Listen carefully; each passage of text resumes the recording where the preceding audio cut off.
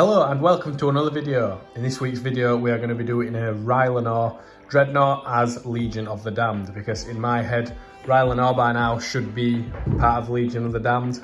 I personally think the victims of the Traitor Legion being turned into the Legion of the Damned is the best canon theory for the Legion of the Damned, or at least that's just my head canon.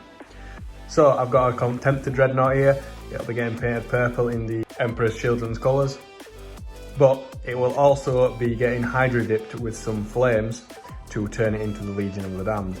I'm going to try do some degree of shading on it as well, but that might just be with spray paint to add some different shades to it that fit well with the flame hydro dip. I'm also going to try do a lot on the sprue, because I think it'll be easier doing it that way, as I've found in previous videos. So firstly,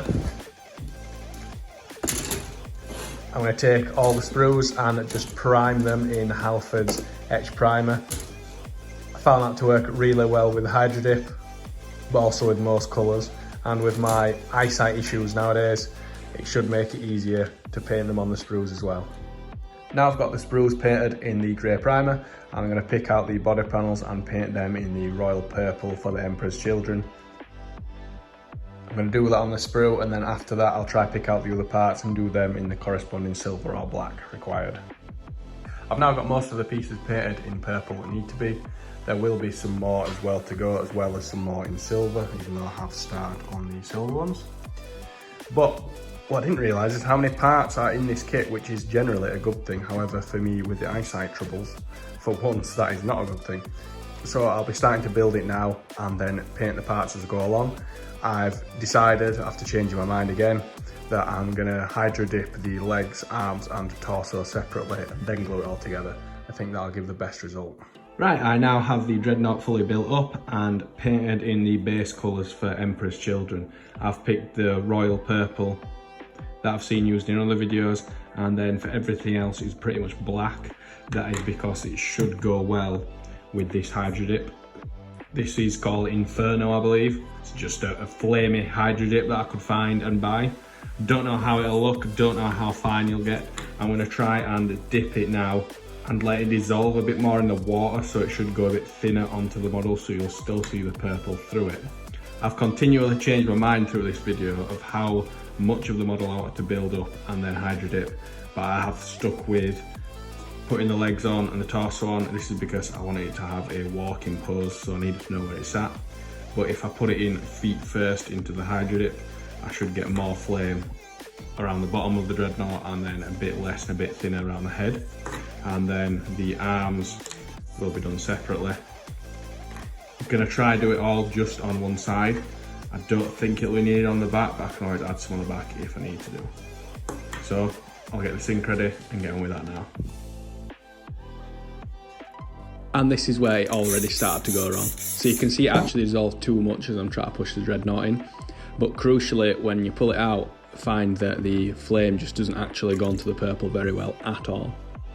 I also find that this hydro dip in particular, when cut into small pieces, wants to roll up on itself even more, so then later on I end up putting some masking tape on to float it out. And here you can see how it just kind of looks like rusty purple.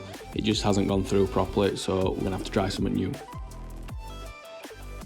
To try save this miniature, I've decided to paint it back in Etch Grey Primer again, and then hydro dip it and then go back over it with the coloured paints required.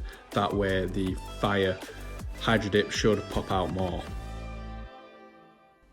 I did start putting masking tape around the edges of the film to make it float better. I did find that just putting it around 3 sides actually ended up being better. I did try it with 4, but I found that you then can't push any air bubbles out, so you end up with issues from that. But 3 sides stops it from rolling up and allows it to float better as well.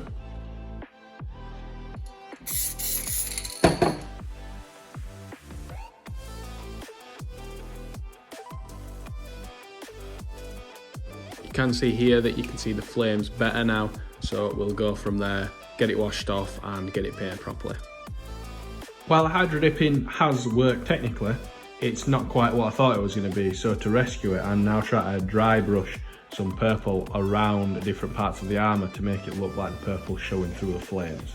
So we're going to keep doing that and see how it looks by the end. I now have the dreadnought pretty much finished. I have done some brushing with some purple to get purple highlights showing through for the Emperor's Children. Put it on a base, managed to get some dirt and sand and glue all together with some shade paint at the end. That worked pretty well. I found that adhesive spray glue, like what you use on a carpet, works pretty well. So you can just spray over the top and then essentially dip it in whatever dirt and etc. that you want to put in. Also glued it onto a rock because all Warhammer stuff nowadays is stood on a rock.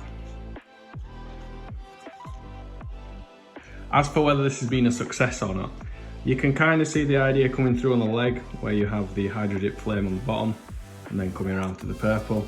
There's certain places where it works around it. I know that's a massive panel gap, my bad.